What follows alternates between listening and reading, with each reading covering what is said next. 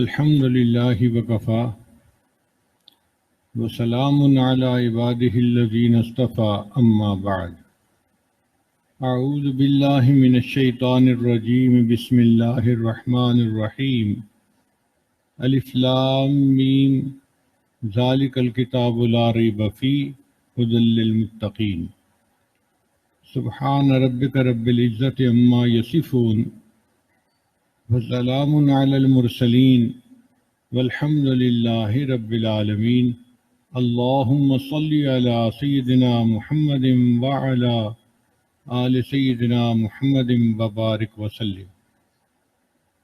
قرآن مجید فرقان حمید اللہ رب العزت کا کلام ہے، یہ اللہ کا پیغام ہے، انسانیت کے نام ہے۔ یہ کتاب ہدایت ہے، جو انسان اس کتاب کو پڑھے گا وہ ہدایت پائے گا۔ اللہ نے اس کتاب کو بھیجا اسی لیے ہے کہ گمراہ لوگ سیدھے راستے پہ آ جائیں، بھولے بھٹکے اپنے اللہ تک پہنچ جائیں، جو کار مذلت میں پڑے ہوئے ہوں وہ اوج ثریا پہ پہنچ جائیں۔ ہماری نظر بس پہ پڑتی ہے، ہم سمجھتے ہیں کہ یہ سواریوں کو ایک شہر سے دوسرے شہر تک پہنچاتی ہے۔ ہماری نظر ٹرک پہ پڑتی ہے، ہم سمجھتے ہیں یہ سامان کو ایک شہر سے دوسرے شہر تک پہنچاتے ہیں۔ جب ہماری نظر کرین پر پڑتی ہے تو ہم سوچتے ہیں یہ زمین پہ پڑی ہوئی چیز کو اونچی جگہ پر اٹھا کر پہنچا دیتی ہے۔ قرآن مجید اللہ کی وہ کتاب ہے جو زمین پہ گرے ہوئے انسان کو عرش تک پہنچا دیتی ہے، اوج ثریا پہ پہنچا دیتی ہے۔ یہ کتاب ہدایت ہے، یہ دستور حیات ہے، یہ منشور حیات ہے، بلکہ سچ بات کہوں یہ انسانیت کے لیے آب حیات ہے۔ اللہ نے اس کتاب کو بھیجا اسی لیے ہے۔ ان اللہ یرفع بہذا الکتاب اقواما، اللہ تعالیٰ اس کتاب کے ذریعے سے قوموں کو بلندی عطا فرماتے ہیں۔ یہ کلام اللہ بھی ہے اور کتاب اللہ بھی ہے۔ جیسے آپ کے پاس ایک ٹیکسٹ میسج آتا ہے لکھا ہوا، وہ ٹیکسٹ میسج ہوتا ہے، اس میں اور وائس میسج کے اندر فرق ہوتا ہے۔ وائس میسج کے اندر بندے کی آواز ہوتی ہے۔ تو پہلے جو کتابیں آسمان سے اتری وہ اللہ کی کتابیں تھیں، لیکن قرآن مجید اللہ کا کلام ہے، کلام اللہ۔ حدیث پاک میں ہے تبرک بالقرآن فإنہ کلام اللہ، قرآن سے برکت حاصل کرو، یہ اللہ کا کلام ہے۔ چنانچہ ایک بادشاہ گزرا ہے نوشیرواں، اس کے دروازے پر ایک دیہاتی آدمی آ گیا، عربی تھا۔ دربار نے پوچھا بھئی تم کون ہو؟ کہتا ہے جی میں ایک عام عرب ہوں، بادشاہ سے ملنا چاہتا ہوں، میری کوئی اوقات نہیں، حیثیت نہیں ہے۔ تو اس نے بادشاہ کے پاس بھیج دیا۔ اب تھوڑی دیر بادشاہ نے اس سے حلم کلامی کی، تو بادشاہ نے اس سے پوچھا بھئی تم کون ہو؟ کہنے لگا جی میں سید العرب ہوں، عربوں کا سردار ہوں۔ تو بادشاہ بڑا حیران ہوا کہ دربان نے تو مجھے رپورٹ دی تھی کہ یہ ایک عام عرب ہے، اور یہ کہتا ہے کہ میں عربوں کا سردار ہوں۔ تو بادشاہ نے اس سے وضاحت طلب کی، بھئی پہلے تیرا بیان یہ تھا اور اب تیرا بیان یہ ہے۔ اس نے کہا بادشاہ سلامت بالکل ٹھیک، جب میں آیا تھا تو ایک عام عرب تھا، پھر مجھے آپ کے ساتھ ہم کلامی کا شرف مل گیا، اب میں عام عرب نہیں رہا، اب میں عربوں کا سردار بن گیا ہوں۔ ایک عام آدمی اگر بادشاہ کے ساتھ ہم کلامی کر لیتا ہے وہ سمجھتا ہے کہ میرا مقام اتنا بڑھ گیا، اور قرآن مجید تو اللہ کے ساتھ ہم کلامی ہے۔ حدیث پاک میں ہے نبی اسلام نے فرمایا جب کوئی بندہ پڑھتا ہے الحمدللہ رب العالمین، اللہ تعالیٰ اس کا جواب دیتے ہیں حمدنی عبدی۔ پھر بندہ پڑھتا ہے الرحمن الرحیم، اگلی آیت اللہ اس کا بھی جواب دیتے ہیں۔ پھر تیسری آیت، یعنی جیسے ٹیلی فون پہ آپ بات کرتے ہیں، آگے دوسرا بندہ بات کرتا ہے تو ہم کلامی ہو رہی ہوتی ہے۔ بالکل اسی طرح جو بندہ قرآن مجید پڑھ رہا ہوتا ہے یہ بھی پڑھ رہا ہوتا ہے، اس کے جواب میں اللہ بھی ہم کلامی فرما رہے ہوتے ہیں۔ تو اللہ رب العزت سے ہم کلامی کتنا بڑا مقام ہے بندے کا۔ یہ وہ نعمت ہے جو فرشتوں کو حاصل نہیں ہے. فرشتے قرآن مجید سن کے سمجھ سکتے ہیں، پڑھ نہیں سکتے. فرشتوں میں سے صرف اللہ نے جبریل علیہ السلام کو یہ صفت دی کہ وہ نبی علیہ السلام کے ساتھ دور کیا کرتے تھے. اسی لیے حدیث پاک میں آتا ہے کہ جہاں کوئی بندہ قرآن پڑھتا ہے تو فرشتے بھاگ کے آتے ہیں، آؤ آؤ دیکھو اللہ کا کلام پڑھا جا رہا ہے، اور اس کے قریب ہجوم لگ جاتا ہے فرشتوں کا. اور فرشتے اس کے قریب ہوتے ہوتے حدیث پاک میں آتا ہے کہ قرآن پڑھنے والے بندے کے ہونٹوں پر اپنے ہونٹ رکھ دیتے ہیں. یعنی آسان لفظوں میں کہیں کہ اس کے ہونٹوں کو کس کرتے ہیں، اس کے ہونٹوں کو چوم لیتے ہیں کہ یہ کیسا خوش نصیب بندہ ہے، اس کے ہونٹوں سے اللہ کا کلام نکل رہا ہے. فرشتے ہونٹوں کو بوسہ دیتے ہیں. اور ایک حدیث پاک میں آتا ہے کہ لوگ گانا گانے والی عورت کے گانے کو اتنا غور سے نہیں سنتے جتنا غور سے اللہ کسی بندے کے پڑھے ہوئے قرآن کو سن رہے ہوتے ہیں. اللہ اکبر کبیرہ. ہم قرآن مجید پڑھیں اور اللہ رب العزت غور سے سنیں، اس سے بڑا مرتبہ اور کیا ہو سکتا ہے؟ سبحان اللہ.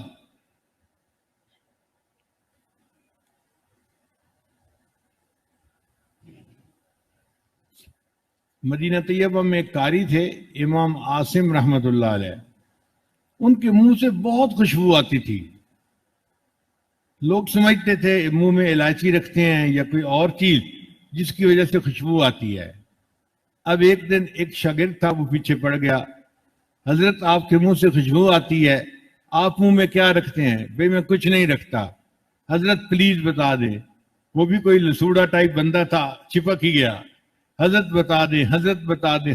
جب اس نے بہت تنگ کر دیا تو امام عاصم رحمۃ اللہ نے فرمایا کہ سنو، حقیقت یہ ہے کہ مجھے ایک رات خواب میں نبی علیہ السلام کی زیارت نصیب ہوئی.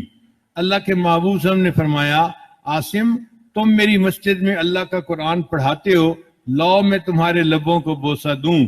جس رات سے نبی علیہ السلام نے میرے لبوں کو بوسہ دیا اس وقت سے میرے منہ سے خوشبو آتی ہے. میں منہ میں کچھ نہیں ڈالتا، قدرتاً خوشبو آتی ہے. تو اللہ کے محبوب صلی اللہ علیہ وسلم ان لبوں کو بوسہ دیتے ہیں جو قرآن پڑھتے پڑھاتے ہیں. قرآن مجید کے کچھ ہمارے اوپر حقوق ہیں.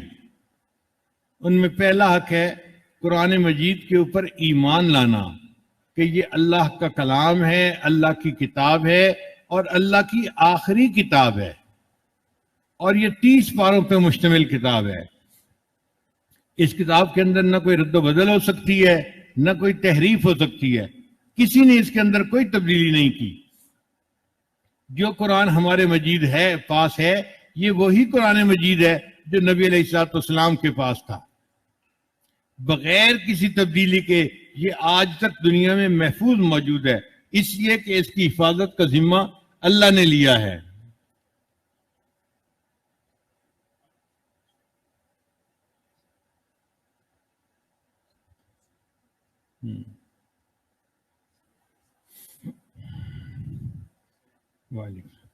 قرآن مجید کی حفاظت کا ذمہ اللہ رب العزت نے خود لیا ہے. اِنَّا نَحْنُ نَزَّلْنَا الذِّكْرَ وَإِنَّا لَهُ لَحَافِظُونَ. اس کتاب کو ہم نے ہی نازل کیا اور اس کی حفاظت کے ہم ہی ذمہ دار ہیں. جب اللہ اس کی حفاظت کا ذمہ لے رہے ہیں تو اب بتائیے اس میں کوئی تحریف ہو سکتی ہے؟ ممکن ہی نہیں. لہذا یہ قرآن مجید محفوظ کتاب ہے جو نبی علیہ السلام کے زمانے سے لے کر آج تک دنیا میں محفوظ چلی آ رہی ہے. قرآن مجید کا دوسرا حق ہے اس کی تلاوت کرنا.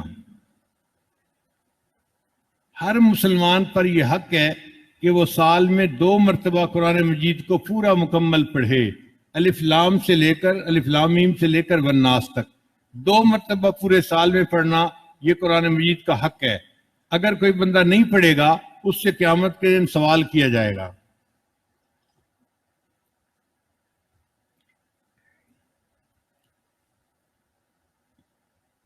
جبریل علیہ السلام نے نبی علیہ السلام کے ساتھ 2 مرتبہ قرآن مجید کا دور کیا تھا، آخری مرتبہ. تو ہر بندے کو سال میں 2 مرتبہ قرآن مجید مکمل پڑھنا چاہیے. 2 مرتبہ رمضان شریف میں پڑھ لے تو بھی کام ہو گیا، 1 مرتبہ رمضان میں پڑھ لے، 1 بقیہ سال میں پڑھ لے تو بھی ہو گیا۔ پورے سال میں کم از کم 2 مرتبہ قرآن پاک پڑھنا چاہیے، اور اگر زیادہ پڑھے تو زیادہ کی کوئی حد نہیں، جتنا پڑھے گا اتنا اجر اور ثواب ملے گا۔ بعض بزرگوں نے بہت کثرت کے ساتھ قرآن مجید پڑھا ہے۔ امام شافعی رحمۃ اللہ علیہ اپنے بارے میں خود بتاتے ہیں کہ میں 1 مرتبہ مکہ مکرمہ سے مدینہ طیبہ گیا اور مجھے راستے میں 16 دن لگے، اور میں نے 16 دنوں میں 16 مرتبہ قرآن مجید پڑھ لیا۔ امام اعظم ابو حنیفہ رحمۃ اللہ علیہ کا رمضان میں معمول تھا کہ ہر رمضان میں 63 قرآن مجید مکمل پڑھتے تھے، 1 قرآن مجید دن میں، 1 قرآن مجید رات میں، 30 ضرب 2 60 ہو گئے، اور 3 قرآن مجید تراویح کی نماز میں، تو 63 قرآن مجید کا معمول تھا پورے رمضان میں۔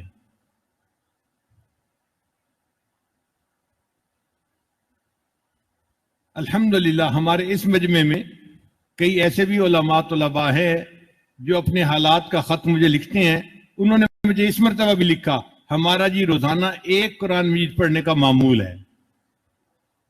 وہ زندہ موجود ہیں اس وقت، 1 قرآن مجید روز اس رمضان میں پڑھتے رہے، الحمدللہ ثم الحمدللہ۔ اور 10 پارے 15 پارے روز پڑھنا، یہ تو بہت لوگوں نے اپنے حالات میں لکھا کہ ہمارا روز کا معمول 15 پارے کا ہے، 20 پارے کا ہے، 10 پارے کا ہے۔ یہ خوش نصیبی ہے انسان جتنا قرآن مجید پڑھے۔ اور ایک بات ذہن میں رکھیے کہ جتنا دل صاف ہوگا اتنا قرآن مجید زیادہ پڑھنے کو دل کرے گا۔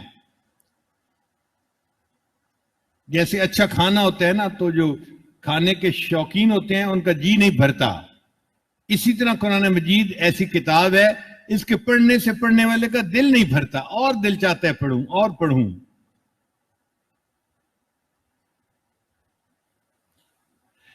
گرمی کے موسم میں آپ کو کوئی آئس کریم دے کھانے کے لیے تو آپ کیسے کھاتے ہیں؟ ہر لقمہ کھانے پہ مزہ آتا ہے۔ بالکل قرآن مجید کا یہی معاملہ ہے۔ اللہ والے جب قرآن مجید پڑھتے ہیں تو قرآن مجید کی ہر آیت کے پڑھنے پہ ان کو مزہ آتا ہے، لطف آتا ہے ان کو۔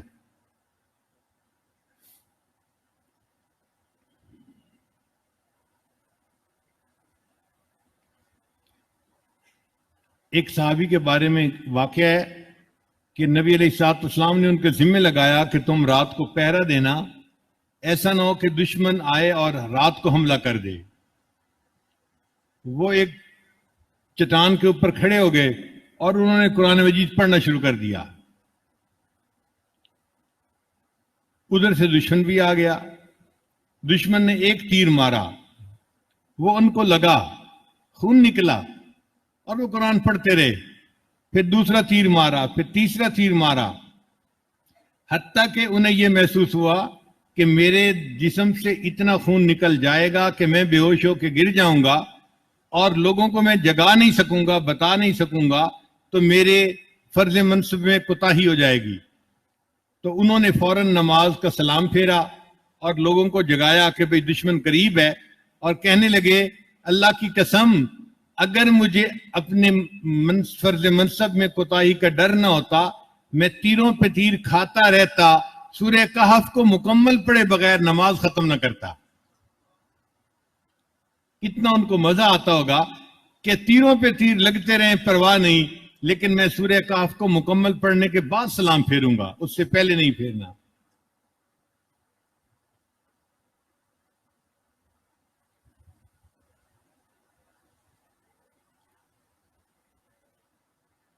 ایک حدیث مبارکہ میں آتا ہے کہ ایک صحابی تھے، ان کا گھر چھوٹا سا تھا، صحن میں چارپائی پر بچہ لیٹا ہوا تھا اور قریب گھوڑا بھی بندھا ہوا تھا، اور چارپائی کی سائیڈ پہ انہوں نے مصلی بچھایا ہوا تھا اور یہ تہجد پڑھ رہے تھے۔ اب جب تہجد میں قرآن پڑھتے تو دل چاہتا کہ ذرا اونچا پڑھوں، تھوڑا جہر سے پڑھوں، لیکن جب یہ جہر سے پڑھتے تو گھوڑا بدکنے لگتا، ڈر ہوتا کہ یہ گھوڑا بچے کو لات مارے گا۔ تو وہ آہستہ پڑھتے، پھر آہستہ پڑھتے تو دل مچلتا کہ اونچا پڑھو، پھر اونچا پڑھتے پھر گھوڑا مچلتا، ساری رات اسی میں ہی لگی رہی۔ جب انہوں نے سلام پھیرا تہجد کے وقت تو دیکھا کہ کچھ بلب ہیں، روشنیاں ہیں جو ان کے سر کے قریب تھیں اور پھر وہ دور آسمان کی طرف جا رہی تھیں۔ وہ بڑے حیران ہوئے کہ میں آج یہ منظر کیا دیکھ رہا ہوں۔ صبح نبی علیہ السلام کی خدمت میں حاضر ہوئے، اے اللہ کے حبیب صلی اللہ علیہ وسلم، آج رات میرے ساتھ یہ معاملہ ہوا کہ میں نے کچھ روشنیوں کو دیکھا جو مجھ سے دور آسمان کی طرف جا رہی تھیں۔ نبی علیہ السلام نے فرمایا یہ اللہ کے فرشتے تھے جو تمہارا قرآن سننے کے لیے آسمان سے اتر آئے تھے۔ اگر تم قرآن اونچا پڑھتے رہتے آج مدینے کے لوگ اپنی آنکھوں سے فرشتوں کو دیکھ لیتے۔ انسان قرآن پڑھتا ہے، اللہ کے فرشتے آسمان سے اترتے ہیں قرآن سننے کے لیے۔ تو یہ ہماری خوش نصیبی ہے، ہم قرآن مجید کی زیادہ سے زیادہ تلاوت کریں۔ قرآن مجید کا تیسرا حق ہے قرآن مجید کو یاد کرنا۔ یہ فرض کفایہ ہے۔ اگر کسی آبادی میں ایک دو حافظ ہوں گے تو فرض پورا ہو جائے گا سب کی طرف سے۔ ویسے دستور یہ ہے کہ ہر بچے کو آخری 3 پارے ضرور قرآن مجید یاد کروانا چاہیے۔ 28، 29 اور 30 یہ 3 پارے آسان ہیں، ہر بچہ یاد کر لیتا ہے۔ ہمارا یہ تجربہ ہے کہ جس کو بھی کہیں، لڑکا ہو یا لڑکی، سب آخری 3 پارے آسانی سے یاد کر لیتے ہیں۔ اور چونکہ صورتیں چھوٹی چھوٹی ہیں، کبھی انہوں نے رمضان میں تہجد پڑھنی ہے، کبھی لیلۃ القدر میں جاگنا ہے، تو وہ لمبی تہجد بھی پڑھ سکتے ہیں۔ اور 3 پارے کے حافظ ہونے کی برکت سے ان بچوں میں نیکی بھی آ جاتی ہے۔ تو ہر بچے کو آخری 3 پارے کا تو حافظ بنانا ہی چاہیے، پکی بات۔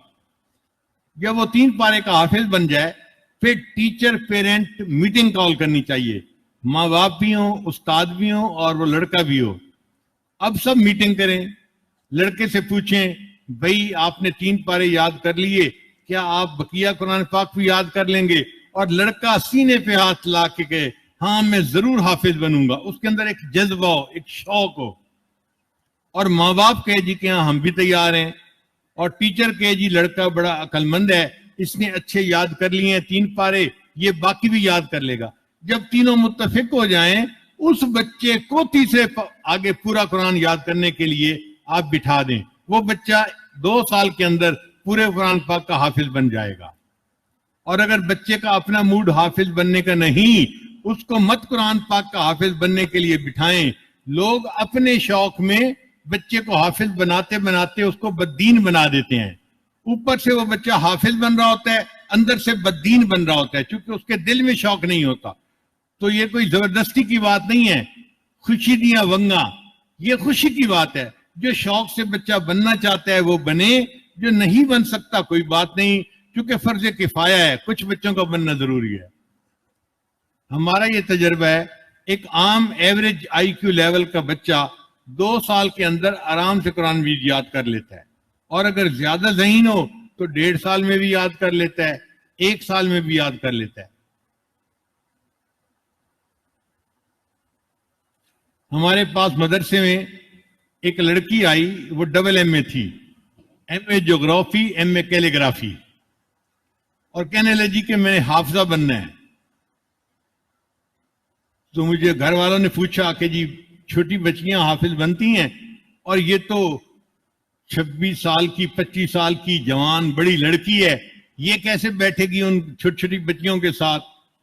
میں نے کہا آپ اس کو ترغیب دیں کہ وہ عالمہ بنے اور بخاری شریف والا کورس پڑھ لے، اس میں بڑی عمر کی بچیاں ہوتی ہیں، ان کے ساتھ یہ آسانی سے ایڈجسٹ ہو جائے گی۔ اس بچی نے جواب دیا جی مجھے شوق ہے حافظہ بننے کا، میں پہلے حافظہ بنوں گی بعد میں عالمہ بھی بنوں گی۔ ہم نے اس کو بٹھا دیا۔ اللہ کی شان دیکھیں جی کہ وہ بچی قرآن مجید یاد کرتی رہی 8 مہینے میں اس نے پورے قرآن مجید کو یاد کر لیا۔ تو 8 مہینے میں قرآن مجید کو یاد کرنے کی بھی مثالیں موجود ہیں، اور اس سے کم وقت میں بھی لوگوں نے یاد کیا۔ چنانچہ ہمارے ایک ساتھی ہیں لاہور کے، جامعہ اشرفیہ سے انہوں نے دور حدیث کیا. رمضان سے پہلے کا وقت تھا. وہ روزانہ لاہور سے آتے تھے اور مجھے آ کے کہتے تھے کہ حضرت مجھے سر پہ تیل لگانے کا بہت تجربہ ہے, آپ مجھے 20 منٹ دے دیا کریں, میں آپ کے سر پہ تیل لگا کے چلا جاؤں گا. اب مطالعہ کرنے والا بندہ تھکا ہوا تو ہوتا ہی ہے, تو میں اس کو 1-2 دفعہ بلایا تو میں نے محسوس کیا کہ واقعی اس کو بڑا تجربہ ہے. اس نے مجھے کہا جی کہ یہ 8-10 دن ہیں, آپ مجھے 8-10 دن اجازت دے دیں, میں جب بھی آؤں میں 20 منٹ تیل لگا کے واپس چلا جاؤں گا. میں نے کہا ٹھیک ہے. میرے ذہن میں تھا یہ بچہ مسجد میں نفلی اعتکاف کی نیت سے ٹھہرا ہوا ہے, جب میں اسے بلا لیتا ہوں یہ آ جاتا ہے اور سر پہ تیل لگا دیتا ہے. مجھے ساتھی نے کہا کہ حضرت نہیں, یہ روزانہ لاہور جاتا ہے اور پھر اگلے دن پھر لاہور سے واپس آ کے 20 منٹ تیل لگا کے پھر واپس چلا جاتا ہے. میں نے اس سے پوچھا کہ مفتی صاحب کیا ایسا ہی ہے؟ اس نے کہا جی میرے والد صاحب کی دکان ہے اور وہ مجھے چھٹی نہیں دے رہے. وہ کہتے ہیں کہ تم نے میرے ساتھ جاب کرنی ہے, تو مجھے دکان پہ بھی 8 گھنٹے والد کے ساتھ گزارنے پڑتے ہیں. میں آتا ہوں 20 منٹ تیل لگا کے پھر واپس بس پہ چلا جاتا ہوں اور باقی وقت وہاں اپنے والد کے ساتھ جاب کرتا ہوں اور پھر اگلے دن پھر آ جاتا ہوں, سونا ختم.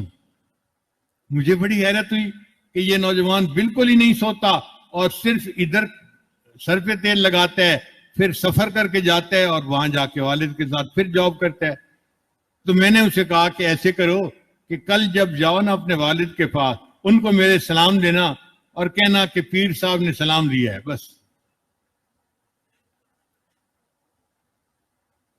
اور میں نے دعا کی کہ اللہ اس کے والد کو توفیق دے کہ وہ اس بچے کو تھوڑا وقت فارغ دے دے.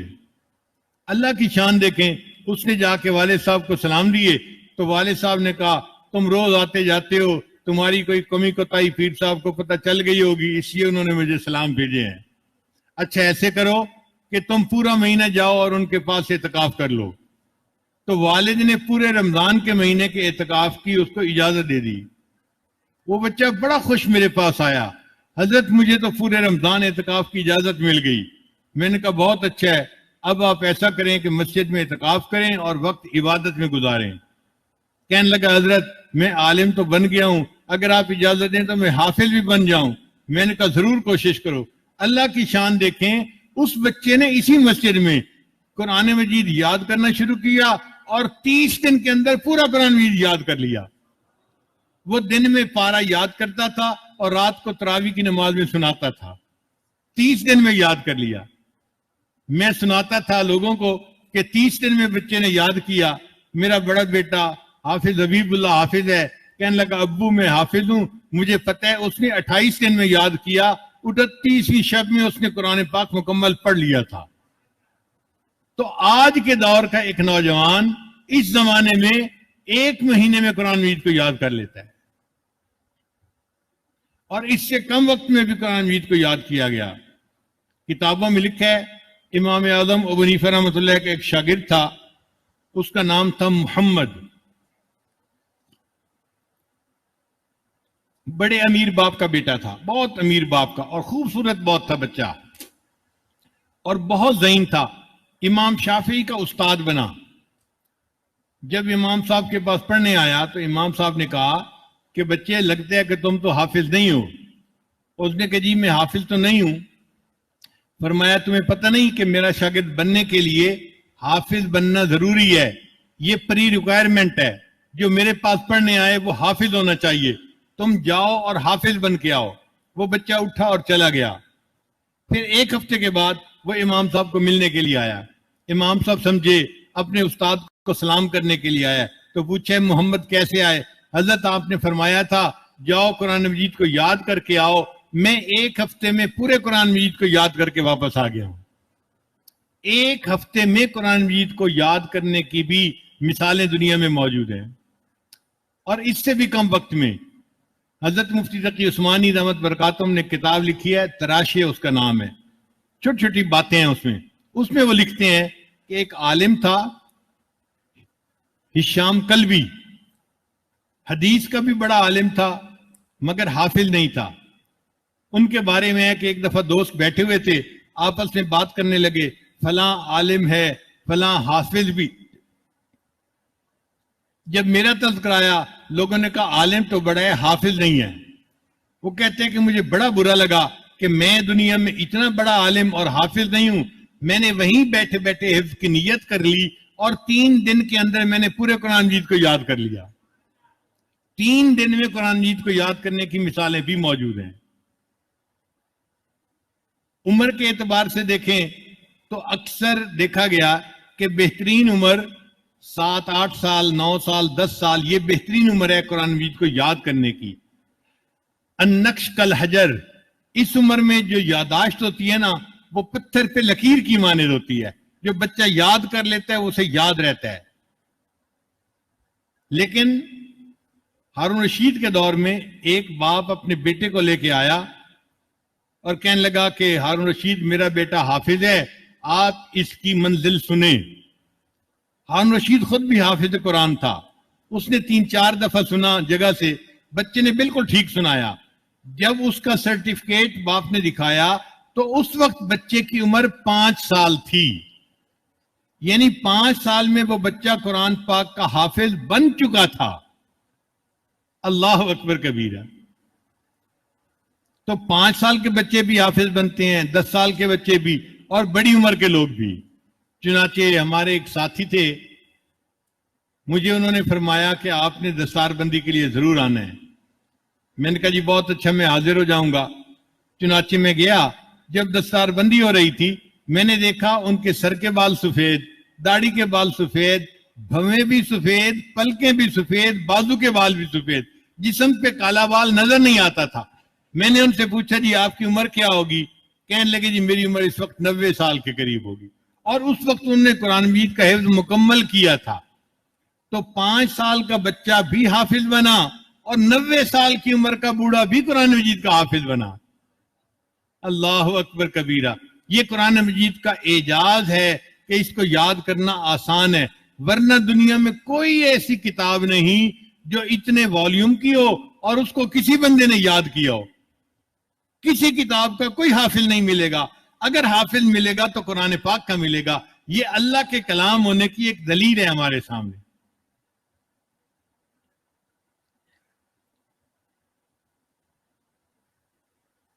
ہر دور اور ہر زمانے میں کوئی ایک دن ایسا نہیں گزرا کہ پوری دنیا میں قرآن مجید کا کوئی حافظ موجود نہ ہو۔ کوئی ایک دن بھی ایسا نہیں گزرا۔ ہر دور اور ہر زمانے میں لاکھوں مرد اور لاکھوں عورتیں ایسی رہی ہیں امت میں جنہوں نے قرآن مجید کو یاد کیا اور قرآن مجید کو پڑھا۔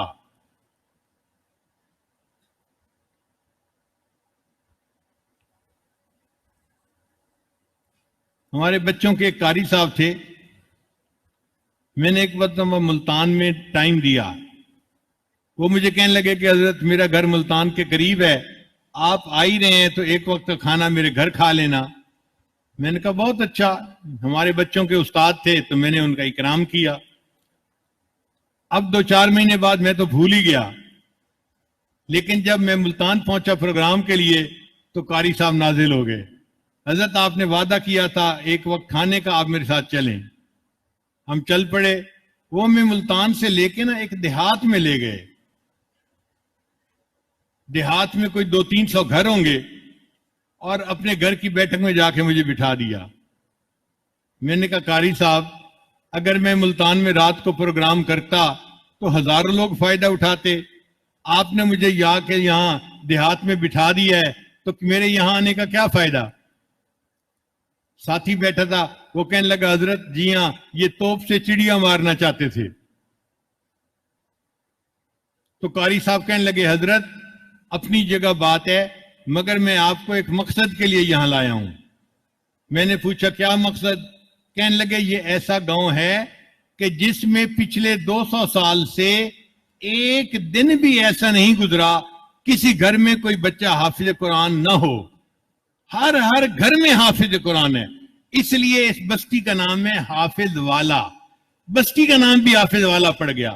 آپ غور کیجئے اس وقت میں ہمارے ملک میں یہ گاؤں آج بھی موجود ہے، جس گاؤں کے ہر گھر میں کوئی نہ کوئی بندہ قرآن مجید کا حافظ موجود ہے، اور یہ 200 سال کا ریکارڈ ہے وہاں کا۔ تو الحمدللہ قرآن مجید کی محبت اللہ نے دلوں میں ایسی ڈالی ہے کہ لوگ قرآن مجید کے حافظ بنتے ہیں، اور ہمارے ملک میں الحمدللہ حافظ بننے کا یہ رجحان بہت زیادہ ہے۔ ایک مسجد میں تراویح پڑھانی ہوتی ہے اور الحمدللہ اس مسجد میں 15 20 حافظ موجود ہوتے ہیں۔ یہ اللہ کا فضل ہے اور اللہ کا کرم ہے۔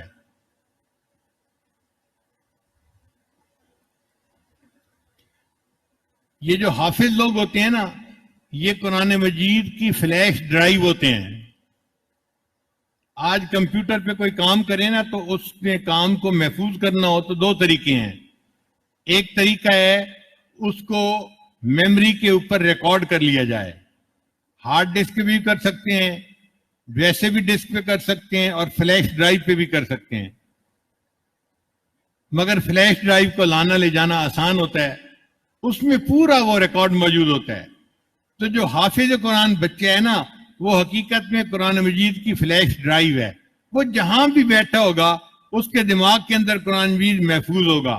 اللہ نے قرآن مجید کو ایک تو اس طرح محفوظ کیا، اور دوسرا طریقہ ہوتا ہے کہ اس کو پرنٹ کر کے اس کی ہارڈ کاپی اپنے پاس رکھ لیں۔ اللہ نے قرآن مجید کو اس طرح بھی محفوظ کروایا۔ چنانچہ نبی علیہ السلام پر جب وحی آتی تھی تو نبی علیہ السلام صحابہ کو بلا کر قرآن مجید لکھوا دیا کرتے تھے۔ وہ جو لکھنے والے تھے ان کا نام تھا کاتبین وحی۔ ان کی تعداد 16 کے قریب آئی ہے۔ 16 صحابہ کرام ایسے تھے جو لکھنا پڑھنا جانتے تھے۔ وہ قرآن مجید لکھتے تھے۔ اس زمانے میں پیپر نہیں تھا، تو کبھی کپڑے پر، کبھی چمڑے پر، کبھی لکڑی پر، کبھی کسی ہڈی پر، کسی اس قسم پتھر کے اوپر وہ قرآن مجید کی آیتیں لکھ لیا کرتے تھے۔ اب ان کو کہتے تھے پارچات۔ یہ پارچات مختلف لوگوں کے پاس محفوظ تھیں نبی علیہ السلام کے زمانے میں۔ جب اللہ کے حبیب صلی اللہ علیہ وسلم نے پردہ فرمایا تو سیدنا ابوبکر صدیق رضی اللہ عنہ نے امیر المومنین بن گئے۔ حضرت عمر رضی اللہ عنہ نے مشورہ دیا کہ امیر المومنین، وہ جو قرآن مجید کے پارچات ہیں نا، آپ ان کو حکومتی نگرانی میں ایک جگہ پر اکٹھا محفوظ کروا لیں تاکہ ایتھنٹسٹی باقی رہے اس کی۔ تو سیدنا صدیق اکبر رضی اللہ عنہ نے ایک جماعت بنائی۔ زید رضی اللہ عنہ ایک صحابی تھے جو حافظ قرآن تھے، ان کے ساتھ 4 اور صحابی تھے۔ یہ 5 بندے پانچوں حافظ تھے، اور ان کے ذمہ لگایا تم 5 بندے حافظ ہو، تم جاؤ اور یہ پارچات جہاں جہاں جس کے پاس محفوظ ہیں ان سے لے کر ایک جگہ پر اس کو اکٹھا کر دو۔ چنانچہ یہ دین اسلام میں پہلی حکومتی کوشش تھی جس میں سارے قرآن مجید کے پارچات کو ایک جگہ کے اوپر جمع کر دیا گیا۔ تو ابوبکر صدیق رضی اللہ عنہ کو جامع القرآن کہا گیا، قرآن کے پارچات کو ایک جگہ جمع کروانے والے۔ اب مسئلہ بنا کہ اس کو رکھا کہاں جائے، تو صدیق اکبر نے فرمایا کہ ام المومنین حفصہ رضی اللہ تعالیٰ عنہ، جو عمر رضی اللہ عنہ کی بیٹی بھی تھیں اور نبی علیہ السلام کی بیوی تھیں اور ام المومنین تھیں، وہ لکھنا پڑھنا جانتی تھیں، انہوں نے کہا کہ میں ان کو ان کے پاس محفوظ رکھواؤں گا۔ چنانچہ ام المومنین حفصہ رضی اللہ تعالیٰ عنہ نے اس کی ذمہ داری لی، اور یہ سارے پارچات ان کے پاس محفوظ رہے۔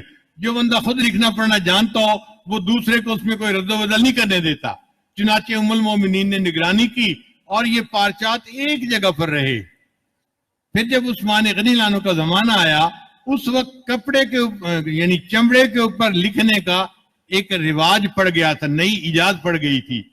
تو حضرت عثمان غنی رضی اللہ عنہ نے ان پارچات سے ان سارے قرآن مجید کو چمڑے کے اوپر منتقل کروا دیا اور اس کو کتابی شکل بنا کے 7 کتابیں بنوائیں۔ اس زمانے میں مسلمانوں کے 7 صوبے تھے اور ہر صوبے کے مرکز میں انہوں نے ایک کتاب بھجوائی۔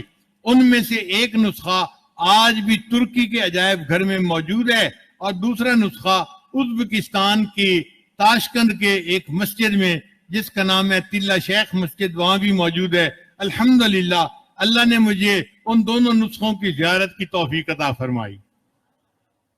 عثمان غنی رضی اللہ عنہ ناشر القرآن کہلوائے کہ انہوں نے قرآن مجید کو پوری دنیا کے اندر نشر کر دیا، پھیلا دیا۔ پھر یہ کتابی سلسلہ جو چلا تو لوگ اپنے ہاتھوں سے قرآن مجید لکھا کرتے تھے پہلے زمانے میں. حتیٰ کہ کوئی لڑکی جب پڑھ کے فارغ ہوتی تھی تو پھر وہ گھر میں انتظار میں ہوتی تھی کہ رشتہ آئے گا اور میری شادی ہو جائے گی. تو وہ جو انتظار کا زمانہ تھا اس میں وہ اپنے لیے روزانہ قرآن مجید لکھتی تھی بڑے خوبصورت طریقے سے.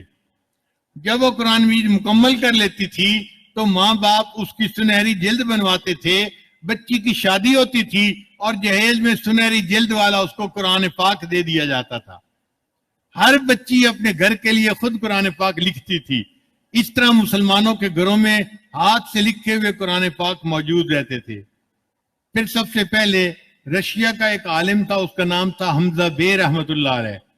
کازان ایک شہر ہے رشیا کا, اس کے وہ عالم تھے. انہوں نے سب سے پہلے پرنٹنگ پریس کے اوپر قرآن مجید کو چھاپا سینٹ پیٹر برگ میں. پھر اس کے بعد یہ قرآن مجید ایران میں پرنٹنگ پریس کے اوپر چھپا. پھر اس کے بعد ہیمبرگ جرمنی میں چھپا, اور پھر تو یہ پوری دنیا میں ہی چھپنے لگ گیا. آج الحمدللہ ہزاروں کی تعداد میں یا شاید لاکھوں کی تعداد میں پرنٹنگ پریس دنیا میں موجود ہیں جو قرآن مجید کو چھاپ رہے ہیں, اور ہر گھروں کے اندر خوبصورت لکھا ہوا چھپا ہوا قرآن مجید آج موجود ہے. تو قرآن مجید فلیش ڈرائیو کی شکل میں حافظوں کے عقل میں بھی موجود ہے اور کاغذ کے اوپر بھی موجود ہے. دونوں طرح سے اللہ نے قرآن مجید کو محفوظ کروایا. ہم یقین سے کہہ سکتے ہیں کہ اللہ کی یہ کتاب ہمارے پاس محفوظ ہے. جرمنی کی ایک یونیورسٹی ہے, اس کا نام ہے میوخ یونیورسٹی.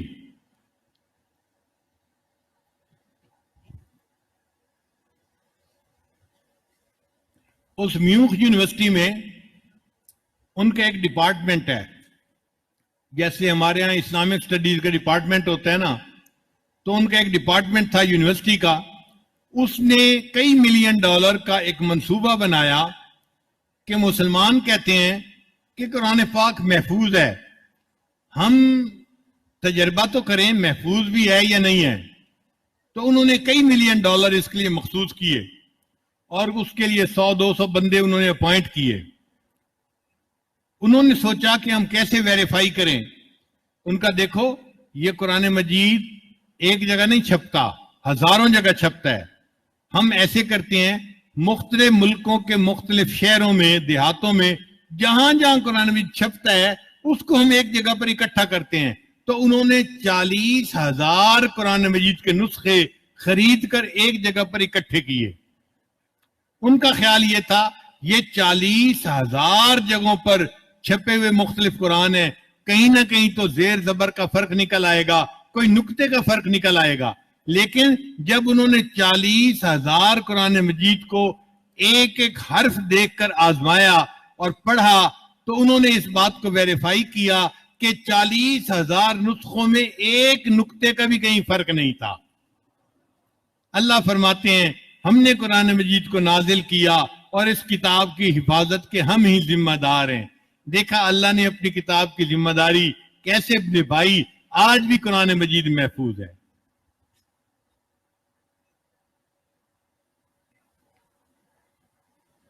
(1993) کی بات ہے. اس زمانے میں کچھ وقت کے لیے امریکہ میں مقیم تھا ایک جگہ پر. میرے پاس 2 عالم آئے اور مجھے کہنے لگے کہ حضرت آپ کے ذمہ ایک کام لگانا ہے. میں نے پوچھا کیا؟ کہنے لگے کہ یہاں پر ایک سوسائٹی بنی ہوئی ہے, انٹرفیتھ سوسائٹی اس کا نام ہے. یعنی مذاہب کے درمیان ہم آہنگی ہونے کے لیے ایک سوسائٹی بنائی ہے انہوں نے.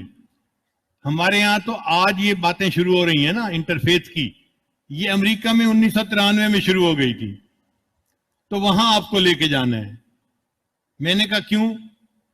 کہنے لگے جی کہ وہاں ہر مذہب کے لوگ ہیں, ہندو بھی ہیں, سکھ بھی ہیں, عیسائی بھی ہیں, یہودی بھی ہیں, اور ہر مذہب کے بندے کو اپنے مذہب کا دفاع کرنا ہوتا ہے. ہم نے پہلے ایک مسلمان عالم کو بھیجا تھا, تو جو وہاں یہودی عیسائی تھے نا وہ بڑے چالاک لوگ تھے. وہ اس سے روحانیت کی باتیں پوچھتے تھے، اسلام میں روحانیت کے بارے میں. اب وہ عالم تھا، اس کو تو روحانیت کا پتہ نہیں تھا، تو اس کو وہ پھنسا لیتے تھے اور شرمندہ کرتے تھے. تو عالم نے کہہ دیا جی کہ میں نے وہاں نہیں جانا. پھر ہم نے ایک پی ایچ ڈی ڈاکٹر تھا، اس کو بھیجنا شروع کیا. تو وہ اس سے سائنس کی باتیں پوچھتے تھے. اب وہ عالم تو تھا اور کسی سبجیکٹ میں وہ پی ایچ ڈی ڈاکٹر بھی تھا، لیکن سائنس نہیں پڑھا ہوا تھا. اب جب اس کو سائنس کی باتیں سمجھ میں نہ آتی تو اس کو پھنسا لیتے. وہ بھی بڑا پریشان ہوا اور اس نے کہا جی کہ میں نے نہیں جانا. کہنے لگے کہ اب ہمارے پاس کوئی بندہ نہیں کہ جس کو ہم وہاں بھیجیں، ہم آپ کو بھیجتے ہیں. آپ جو ہے وہ عالم ہیں یا روحانیت کو بھی جانتے ہیں اور سائنس کو بھی جانتے ہیں. Jack of all trade but master of نن.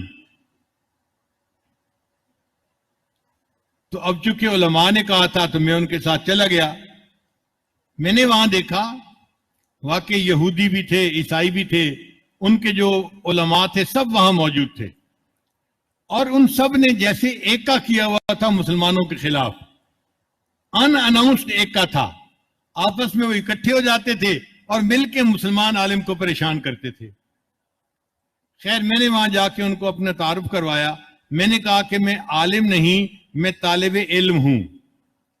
آپ کوئی کویسچن مجھ سے پوچھیں گے تو میں اس کا جواب دوں گا، اور اگر مجھے نہیں آتا ہوگا تو میں ٹیلی فون پہ اپنے استادوں سے پوچھ کے آپ کو بتا دوں گا. اس میں کیا حرج ہے؟ آج نہیں بتاؤں گا تو کل بتا دوں گا پوچھ کے، لیکن میں آپ کو ہر کویسچن کا آنسر دوں گا ضرور. اور میں طالب علم ہوں، عالم کا دعویٰ نہیں کرتا. وہ خوش ہو گئے کہ چلو ایک اور جو ہے وہ ہمیں شکار مل گیا. اب میں نے وہاں جانا شروع کر دیا. الحمدللہ کیونکہ میں انگلش میں ان سے بات کرتا تھا اور فلوئنٹ انگلش بول لیتا تھا، تو وہ حیران بھی بڑے ہوتے تھے کہ یہ پاکستان کا جو ہے نا بندہ ہے، لڑکا ہے، اور ہمارے ساتھ انگلش میں باقاعدہ بات کر رہا ہوتا ہے. الحمدللہ میں وہاں کئی مہینے جاتا رہا. اب مجھے سمجھ لگ گئی ان کی کہ ان کی حرکتیں کیسی ہیں، یہ کیسے ایکا کرتے ہیں اور پھنساتے ہیں. اب انہوں نے اگلی بات کرنی ہوتی تھی، مجھے پہلے ہی پتہ چل جاتا تھا کہ اب یہ مل کر یہ بات کریں گے. بندہ سمجھ جاتے ہیں نا معاملے کو. میں ان کی اس میٹنگ کو سمجھ گیا تھا. لو جی ایک دن میٹنگ ختم ہوئی تو جو سیکٹری تھا نا اس نے کہا کہ جی اگلی میٹنگ کا ایجنڈا بتائیں ہمیں. جب اس نے کہا نا اگلی میٹنگ کا ایجنڈا بتائیں تو قدرتی بات ہے میں نے کہا کہ بھئی اگلی میٹنگ میں ہر دین والا بندہ اپنے دین میں جو اللہ نے کلام بھیجا ہے نا وہ ہمیں پڑھ کے سنائے. ہم ہر دین کا جو اللہ کا کلام ہے وہ سنیں گے. اس سیکٹری کو یہ بات بڑی اچھی لگی. اس نے فوراً ایجنڈے پہ لکھ دیا کہ اگلی میٹنگ میں ہر دین والا اپنے دین میں جو کتاب ہے ان کی اس کو پڑھ کے سنائے گا. خیر جی اگلی دفعہ جب میٹنگ ہوئی تو اس نے میٹنگ اوپن کی تو اس نے میرا نام لیا. مسٹر احمد آپ نے یہ تجویز دی تھی، اب آپ ہی پڑھ کے سنائیں قرآن. میں نے ان کے سامنے سورہ فاتحہ کی تلاوت کی اور اس کا ترجمہ انگلش میں ان کو بتا دیا. پھر میرے بعد ایک عیسائی بیٹھا ہوا تھا پادری، اس کی باری تھی. جب اس نے پڑھنا تھا تو اس نے اپنی بائبل نکالی اور انگریزی میں پڑھنی شروع کر دی، پہاڑی کا آواز جس کو کہتے ہیں. میں نے سیکٹری کو کہا کہ جی ہماری میٹنگ تو یہ تھی کہ جو ورڈ آف گاڈ ہے، اللہ نے کلام بھیجا ہے، وہ پڑھ کے سنائے گا، اور یہ تو انگلش پڑھ رہے ہیں، تو کیا انجیل اللہ نے انگلش میں بھیجی تھی؟ اب وہ پھنس گیا. چپ. 2-3 منٹ بالکل سناٹا رہا. 2-3 منٹ کے بعد جو آگے ربائی بیٹھا تھا نا یہودیوں کا عالم، وہ بڑا تیز ترار بندہ تھا. وہ بھی پریشان تھا کیونکہ اس نے بھی ہیبرو زبان میں نہیں پڑھنا تھا جس میں کہ تورات اتری تھی، وہ بھی انگلش کی ٹرانسلیشن لے کے آیا ہوا تھا. تو اس کو سمجھ لگ گئی اگر پہلے پہ آبجیکشن ہوا ہے تو میرے اوپر بھی آبجیکشن ہوگا. تو وہ ایسے آگے بڑھتا ہے اور مجھے کہتا ہے mister Ahmed let me tell you loud and clear. Mister Ahmed میں آپ کو واضح الفاظ میں کہتا ہوں، پوری دنیا میں صرف مسلمان ایسے ہیں کہ ان کے پاس اللہ کا کلام اپنی اصل شکل میں محفوظ ہے، باقی کسی کے پاس اللہ کا کلام محفوظ نہیں ہے۔ الحمدللہ ثم الحمدللہ۔ میں نے کہا انا نحن نزلنا الذکر و انا لہ لحافظون، ہم نے ہی اس قرآن کو نازل کیا اور اس قرآن کی حفاظت کے ہم ہی ذمہ دار ہیں۔ الحمدللہ ثم الحمدللہ۔ قرآن مجید آج بھی محفوظ حالت میں ہمارے پاس موجود ہے، اور یہ اللہ کا فضل ہے کہ اللہ نے ہمیں توفیق دی۔ ہمارے ایک قاری صاحب نے نماز میں کھڑے ہو کر قرآن مجید سنایا، ان کے سامنے قرآن مجید کھلا ہوا نہیں تھا، وہ زبانی پڑھ رہے تھے، جہاں کہیں اٹکتے تھے پیچھے سے ان کو بتانے والے بتا دیتے تھے، اور انہوں نے الف لام میم سے پڑھتے پڑھتے آج والناس تک قرآن پاک کو ختم کیا۔ یہ قرآن مجید کے ختم کی محفل ہے۔ حدیث مبارکہ میں نبی الاسلام نے فرمایا کہ جب قرآن مجید ختم کیا جاتا ہے، اس رات میں وہ قاری صاحب اللہ سے جو دعا مانگتے ہیں، اللہ ان کی ہر دعا کو قبول فرماتے ہیں۔ رات کے شروع میں ختم کریں تو رات کے شروع سے لے کے سحری ہونے تک پوری رات ان کی دعائیں قبول ہوتی ہیں، اور اگر وہ دن میں قرآن پاک ختم کریں تو صبح سے لے کے شام تک ان کی دعائیں قبول ہوتی ہیں۔ تو قرآن مجید کی محفل میں، ختم قرآن کی محفل میں دعا قبول ہونے کی بشارت تو نبی علیہ السلام نے عطا فرمائی، اور اوپر سے رمضان مبارک کی رات بھی ہے، اور رمضان مبارک کی 29 کی رات بھی ہے۔ حدیث مبارکہ میں آتا ہے کہ رمضان مبارک کی جو 29 رات ہے، اس کو اللہ تعالیٰ اتنے لوگ جہنم سے بری کرتے ہیں کہ پہلی رمضان سے لے کے 29 تک جتنے ٹوٹل لوگ بری ہوئے تھے، ان سب کا مجموعہ جمع سم ٹوٹل اللہ آخر رات میں اتنے بندے اور بری فرما دیتے ہیں۔ یعنی اگر ہر رات میں فرض کرو، میں مثال دے رہا ہوں، 1 کروڑ بندے بری ہوتے تھے تو 28 کروڑ کل تک بری ہو چکے، تو آج ایک رات میں اللہ 29 کروڑ اور بندوں کو بھی مغفرت فرما دیں گے۔ تو یہ بخشش کی رات ہے۔ آج کی رات اللہ سے مانگیے اور اپنے گناہوں کی بخشش مانگیے، اپنے لیے، اپنے گھر والوں کے لیے، مسلمان بھائیوں کے لیے، امت کے لیے، اپنے ملک کے لیے مانگنے کی رات ہے۔ اور اعتکاف والے لوگ موجود ہیں ماشاءاللہ، یہاں 1-2 بھی نہیں، 200-400 بھی نہیں، ہمارے اندازے میں تقریباً کوئی 3000 کے قریب لوگ ہیں جو نفلی اور سنت اعتکاف میں یہاں بیٹھے ہوئے ہیں۔ اب یہ معتکف لوگ تو 10 دن سے اللہ کی گھر کی چوکھٹ پکڑ کے بیٹھے ہیں نا، اب ان کا تو حق بنتا ہے کہ یہ آج اللہ کو منا کے اٹھیں، اللہ آج ہم اپنی مغفرت کے بغیر یہاں سے نہیں اٹھیں گے، تو ہم پہ رحم فرما، ہم پہ ترس فرما، اور اللہ ہمارے گناہوں کی بخشش فرما۔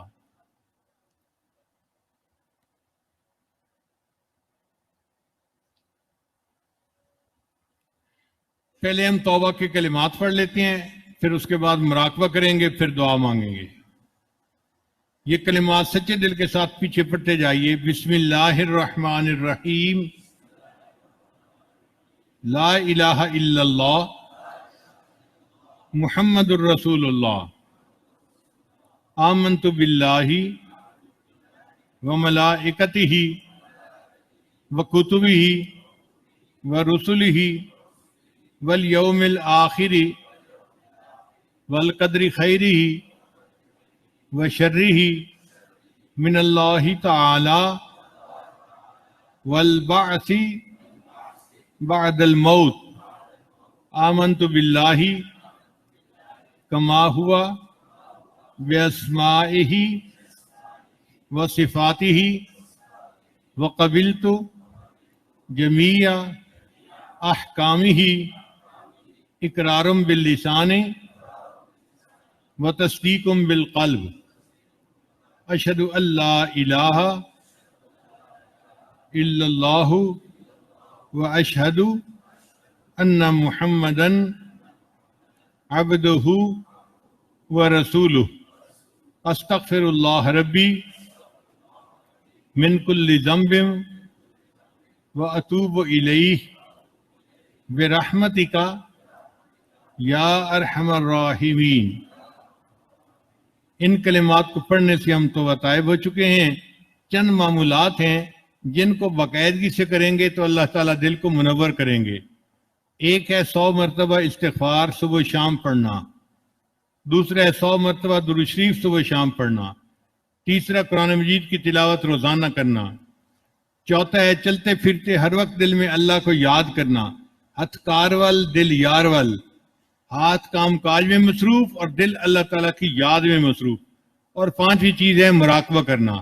مراقبے کا طریقہ بہت آسان ہے، جب آپ نماز پڑھ کے فارغ ہوں تھوڑی دیر اللہ سے لو لگا کے بیٹھ جایا کریں، اللہ کی رحمت آ رہی ہے، میرے دل میں سما رہی ہے، میرے دل کی ظلمت اور سیاہی دور ہو رہی ہے، اور میرا دل اللہ اللہ اللہ بول رہا ہے۔ آپ 15-20 منٹ روزانہ یہ مشق کریں گے تو آپ کے دل میں ایسا نور آئے گا کہ آپ خود اللہ اللہ کے ذکر کو انجوائے کریں گے۔ اللہ تعالیٰ ہمارے دلوں کو منور فرما دے اور ہمارے دلوں کو ذاکر بنا دے۔ ابھی تھوڑی دیر کے لیے سب حضرات آنکھوں کو بند کر کے اللہ سے لو لگا کے بیٹھ جائیں اور قلبی ذکر کر لیں۔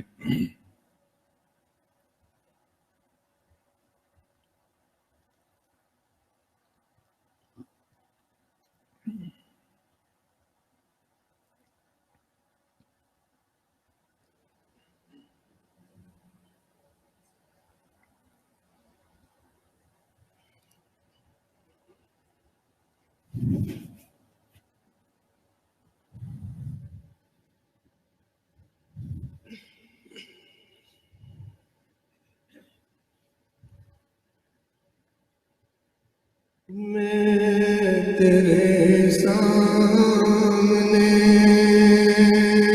جھک رہا ہوں خدا، میں تیرے سامنے، میں تیرے سامنے، میں تیرے سامنے جھک رہا ہوں خدا، میرا کوئی نہیں اللہ تیرے سوا، میں تیرے سامنے، میں تیرے سامنے، میں گنہگار ہوں، میں سیاہکار ہوں، میں خطا کار ہوں، میں سزاوار ہوں، میں گنہگار ہوں، میں سیاہکار ہوں، میں خطا کار ہوں، میں سزاوار ہوں، میں خطا کار ہوں، میں سزاوار ہوں، میرے سجدوں میں تیری ہی حمد و ثنا، میرے سجدوں میں تیری ہی حمد و ثنا، میرا کوئی نہیں اللہ تیرے سوا، میں تیرے سامنے، میں تیرے سامنے، میری توبہ ہے توبہ اے میرے الہ، مجھ گناہگار کو تو نہ دینا سزا، میری توبہ ہے توبہ اے میرے الہ، مجھ گناہگار کو تو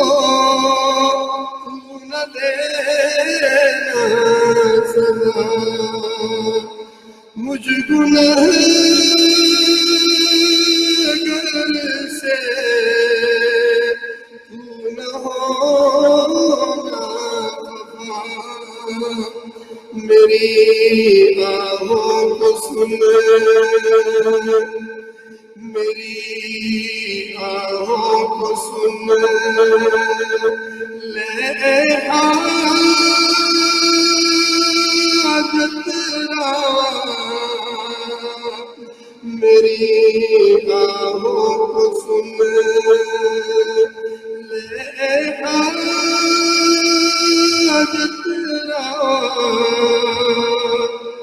मेरा कोई नहीं अल्लाह तेरे सिवा, मैं तेरे सामने, मैं तेरे सामने, मैं तो गफ्फार हूँ, तूने खुद ही कहा, नहीं कोई नहीं इस गुनहगार का,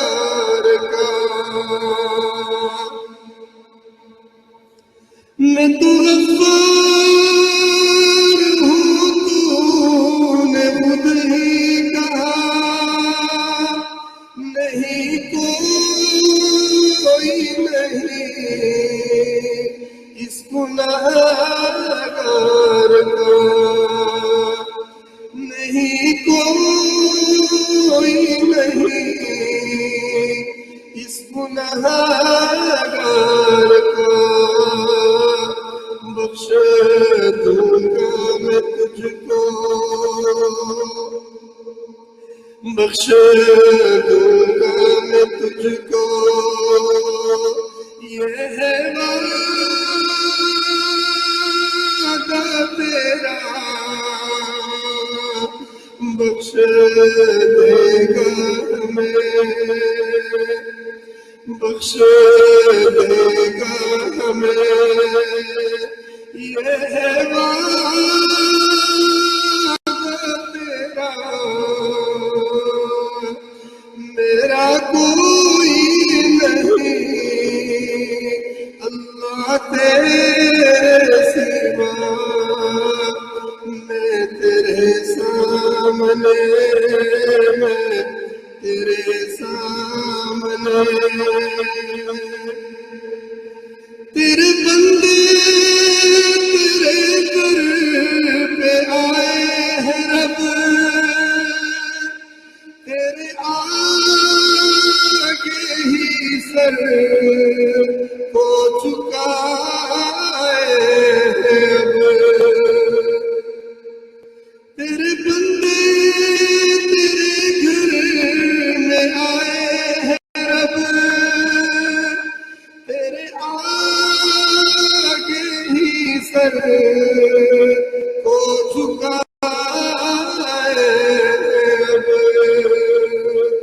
आज कर दे अता, आज कर दे अता इनको अपनी रज़ा, आज कर दे अता, आज कर दे अता हमको अपनी रज़ा, मेरा कोई नहीं अल्लाह तेरे सिवा, मैं तेरे सामने, मैं तेरे सामने, मैं तेरे सामने झुक रहा हूँ खुदा।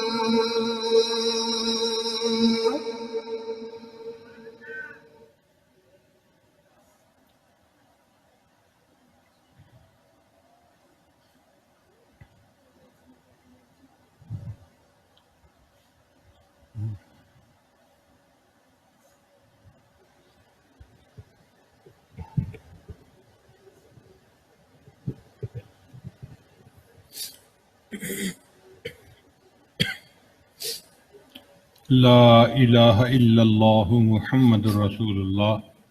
سب حضرات اللہ کی طرف متوجہ ہو جائیں اور اس وقت دعا کر لیجئے۔ سبحان ربی العلی الوہاب۔ اللهم صل على سيدنا محمد وعلى آل سيدنا محمد وبارك وسلم۔ ربنا ظلمنا أنفسنا وإن لم تغفر لنا وترحمنا لنكونن من الخاسرين۔ پروردگار عالم ہمارے صغیرہ کبیرہ گناہ معاف فرما۔ اللہ وہ گناہ جو ہم نے دن میں کیے معاف فرما، وہ گناہ جو ہم نے راتوں میں کیے معاف فرما۔ اللہ وہ گناہ جو ہم نے محفلوں میں کیے معاف فرما، وہ گناہ جو ہم نے تنہائیوں میں کیے معاف فرما۔ اللہ وہ گناہ جو ہم نے ارادوں سے کیے معاف فرما، وہ گناہ جو ہم نے بنا ارادے کیے معاف فرما۔ اللہ وہ گناہ جو ہمیں یاد ہیں وہ بھی معاف فرما، وہ گناہ جو ہم کر کے بھول گئے وہ بھی معاف فرما۔ اللہ ہماری نگاہوں کو پاک فرما، دلوں کو صاف فرما، سینوں کو اپنی محبت سے لبریز فرما۔ اللہ اپنے عشق کی آتش ہمارے سینوں میں پیدا فرما، انگ انگ سے اپنے ذکر کو جاری فرما، روئے روئے سے اپنے ذکر کو جاری فرما، ہڈی ہڈی بوٹی بوٹی میں اپنی محبت پیدا فرما۔ اے بے کسوں کے دستگیر، اے ٹوٹے دلوں کو تسلی دینے والے، اے خالی جولیوں کو بھر دینے والے، اللہ بڑی دیر سے آئے ہیں، بڑی دور سے آئے ہیں، اللہ بڑی امیدیں لے کے آئے ہیں۔ اے میرے مولا اب تو تیرے در پہ آئے بیٹھے ہیں، اللہ ہماری امیدوں کو پورا فرما، اللہ اٹھے ہوئے ہاتھوں کو پورا فرما، اللہ پھیلی ہوئی جولیوں کو قبول فرما۔ اللہ کبھی بھی بے سہارا نہ فرما، اللہ کبھی بھی بے آسرا نہ فرما، اللہ کبھی بھی اپنے در سے دور نہ فرما، اللہ در در کے دھکے کھانے سے محفوظ فرما۔ اے میرے مولا اس شخص کے اوپر کوئی حسرت نہیں جو مندر سے نکل کر جہنم میں چلا جائے، اللہ حسرت تو اس کے اوپر ہوگی جو رمضان المبارک میں تیرے گھر میں آیا، اللہ 10 دن تیری چوکھٹ پکڑ کے بیٹھے رہا، تو نے قبول نہ کیا، مسجد سے اٹھا کے جہنم میں ڈال دیا۔ اللہ اس سے زیادہ شکی کوئی نہیں ہو سکتا، اللہ بدبخت کوئی نہیں ہو سکتا۔ اے میرے مولا شکی ہونے سے بچا لیجئے، اللہ بدبخت ہونے سے بچا لیجئے۔ اللہ جب گھر سے آئے تھے یہ نیتیں لے کے آئے تھے، سارا سال بہت گناہ کیے، ایک اللہ والے کی نیت میں جائیں گے، اس کے قدموں میں بیٹھیں گے، تجھ سے معافی مانگیں گے، گناہوں سے معافی مانگیں گے۔ اے میرے مولا اگر بغیر کچھ لیے واپس چلے گئے، اللہ ہمارا آنا کس کام کا ہوگا؟ اللہ ہمارے آنے کو قبول فرما لیجئے، اللہ قبول فرما لیجئے۔ اے میرے مولا اپنے گھر سے نکلنا ہمارا کام تھا، تیرے گھر چل کے آنا ہمارا کام تھا، اللہ تیرے گھر میں آ کے بیٹھنا ہمارا کام تھا۔ اللہ اب معاف کر دینا آپ کا کام ہے، اللہ معاف کر دیجئے، اللہ معاف کر دیجئے، پیارے اللہ معاف کر دیجئے۔ اللہ اگر ہم نے اتنے گناہ کر دیے کہ آپ راضی نہیں ہونا چاہتے، اے میرے مولا پھر بھی راضی ہو جائیے۔ اللہ ہمارے پاس آپ کے در کے سوا کوئی دوسرا در نہیں، اللہ آپ کو منانا اس وقت تک ضروری ہے جب تک کہ آپ مان نہ جائے۔ پیارے اللہ مان جائیے، پیارے اللہ مان جائیے، پیارے اللہ مان جائیے، پیارے اللہ مان جائیے۔ اللہ آج آپ کو منا کے اٹھنا ہے، اللہ مان جائیے، اللہ مان جائیے، اللہ مان جائیے۔ اللہ اتنے دن اگر کوئی بیٹا اپنی ماں کو منائے ماں بھی مان جاتی ہے، اللہ آپ تو 70 ماں سے زیادہ محبت کرنے والی ذات ہے، اللہ مان جائیے۔ اللہ آپ کے گناہ گار بندے آئے بیٹھے ہیں، اللہ کمزور بندے آئے بیٹھے ہیں، اللہ مان جائیے، میرے اللہ مان جائیے، میرے مولا مان جائیے۔ اللہ اپنے قرآن مجید میں فرمایا وَأَمَّا السَّائِلَ فَلَا تَنْهَرْ، سوالی کو انکار نہ کرو، جھڑکی نہ دو۔ اللہ جب ہم کمزوروں کے حکم ہے، اللہ آپ بھی ہمارے جھٹکی نہ دے دیجئے، اللہ دھکے نہ دے دیجئے، اللہ اٹھے ہاتھوں کو قبول کر لیجئے۔ اے میرے مولا اٹھے ہاتھوں کو قبول کر لیجئے۔ پروردگار عالم بنی اسرائیل کا بندہ تھا، 100 بندوں کا قاتل تھا، نیکوں کی بستی کی طرف چلا تھا، وہ تو ابھی پہنچا بھی نہیں تھا، فوت ہو گیا۔ اللہ آپ نے اس کو جنت عطا کر دی، تمام گناہ معاف کر دیے۔ اے میرے مولا یہ کوئی قاتل تو آئے نہیں بیٹھے، اللہ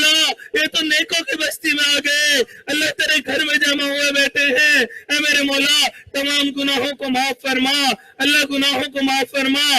अल्लाह तेरी एक निगाह की बात है, मेरी जिंदगी का सवाल है, अल्लाह आपकी रहमत की एक नजर हो जाएगी, हमारी बिगड़ी बन जाएगी। ऐ मेरे मौला रहमत की एक नजर अता फरमा दीजिए।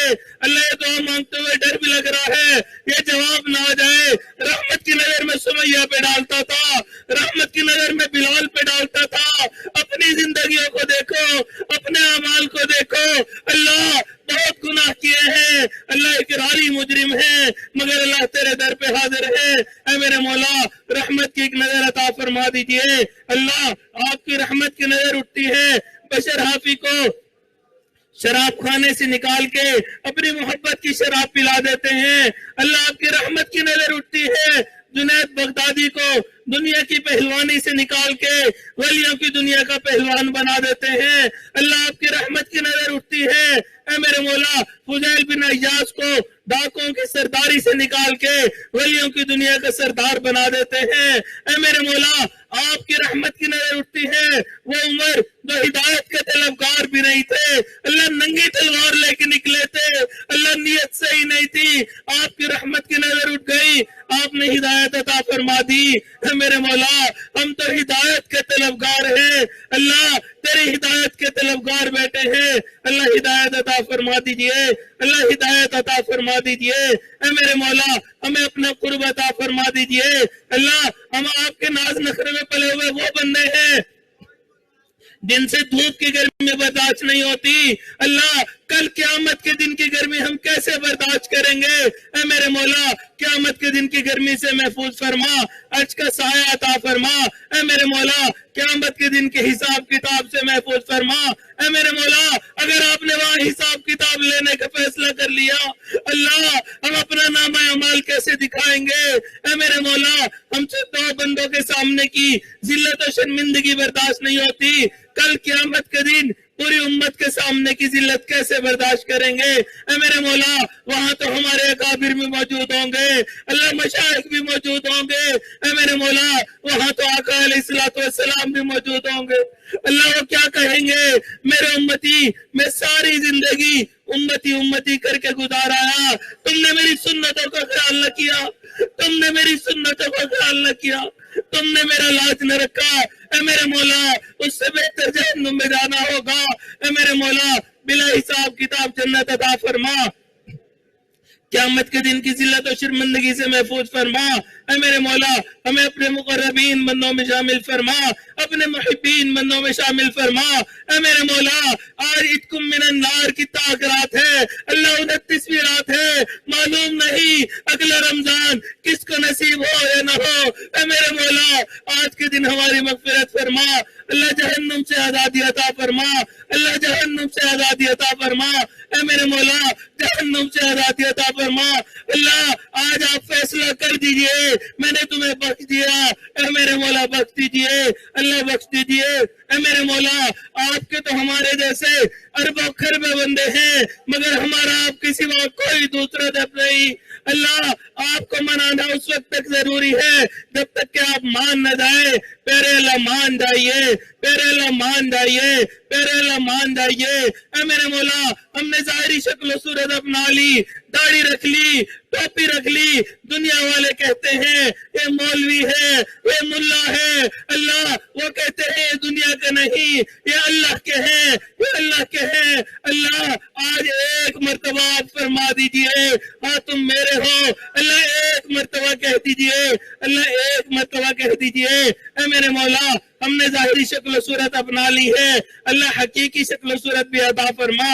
ऐ मेरे मौला तेरे महबूब की यारब शबाहत लेके आया हूँ, हकीकत इसको तू कर दे, मैं सूरत लेके आया हूँ। अल्लाह सूरत लेके आ गए हैं, सीरत आप बना दीजिए। परवरदिगार आलम हमें अपने नेक लोगों में शामिल फरमा, मुकर्रबीन लोगों में शामिल फरमा। अल्लाह दुनिया वाले हमें अपने साथ शामिल नहीं करते, वो कहते हैं ये दीन के हैं, ये मौलवी हैं, ये मुल्ला है। अल्लाह अगर आपने भी हमें कबूल न किया, हमारा हाल वही होगा, धोबी का कुत्ता, न घर का न घाट का। अल्लाह जाए तो कहाँ जाए, मांगे तो किससे मांगे। परवरदिगार आलम تیرے در پہ حاضر ہیں اللہ. آج تو جوان خون بھی معافی مانگ رہا ہے اللہ. اگر آپ نے معاف نہ کیا شیطان بھٹکائے گا، نفس ورگلائے گا، جوانیاں ضائع ہو جائیں گی. اللہ جوانیاں ضائع ہونے سے بچا لیجئے اللہ، بچا لیجئے اللہ، بچا لیجئے.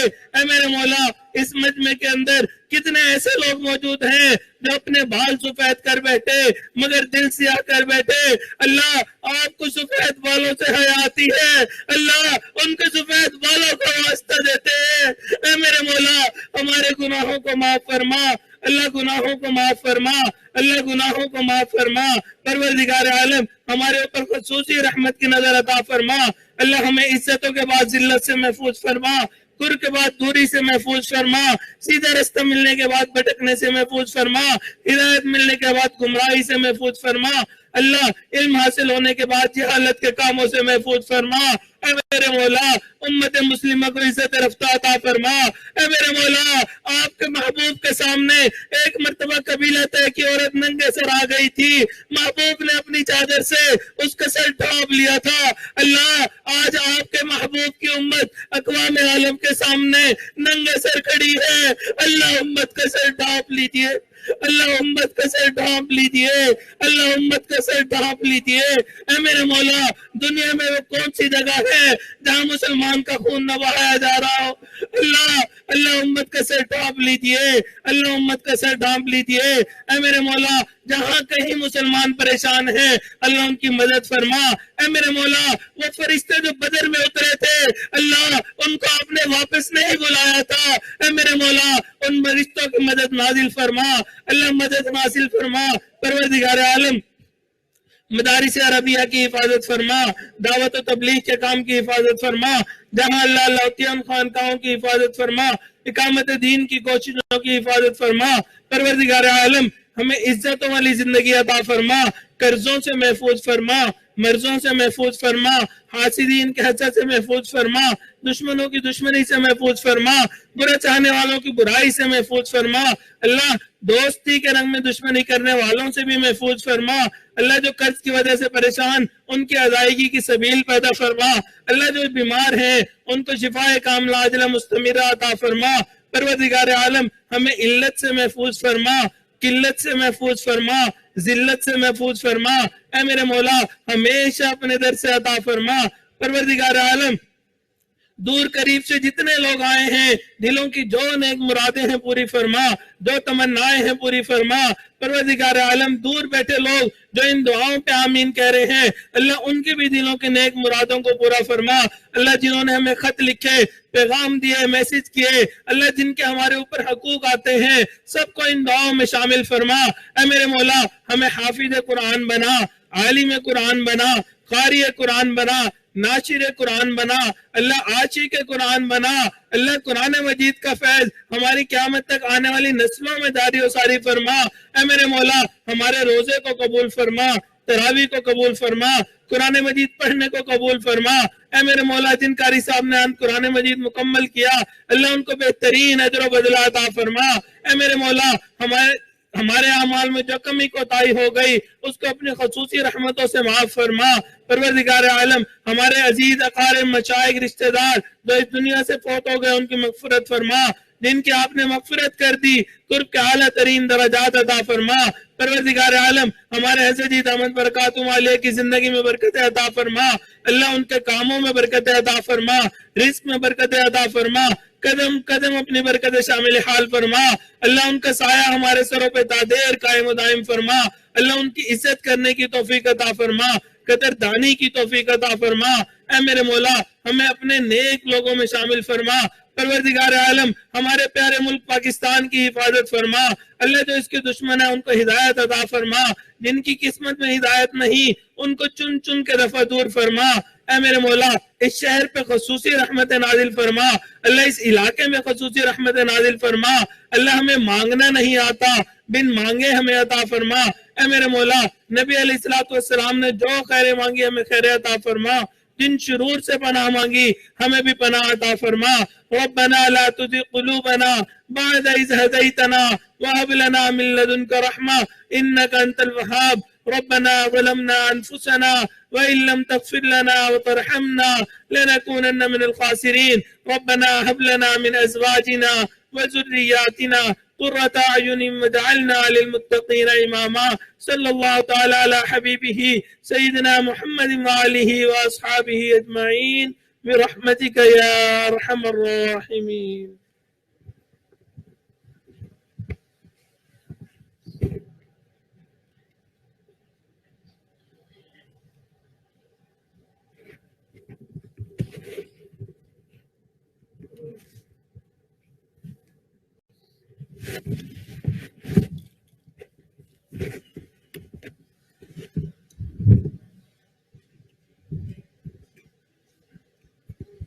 ساتھی محراب کی طرف آنے کی بجائے اپنے اپنے اعمال معمولات میں مصروف ہو جائیں. انشاءاللہ ساتھیوں کے اکرام کے لیے ایک مرتبہ پھر دسترخوان لگایا جائے گا اور جب اعلان ہوگا تو ساتھی دسترخوان پہ پہنچ جائیں گے، ساتھیوں کا اکرام کیا جائے گا انشاءاللہ. ابھی آپ حضرات سے گزارش ہے کہ اپنے اعمال معمولات میں مصروف ہو جائیں. لمحات ہمارے پاس بہت تھوڑے ہیں، وقت کم ہے، لہٰذا اپنے وقت کو قیمتی بنائیں، محراب کی طرف آنے کی کوشش نہ کریں.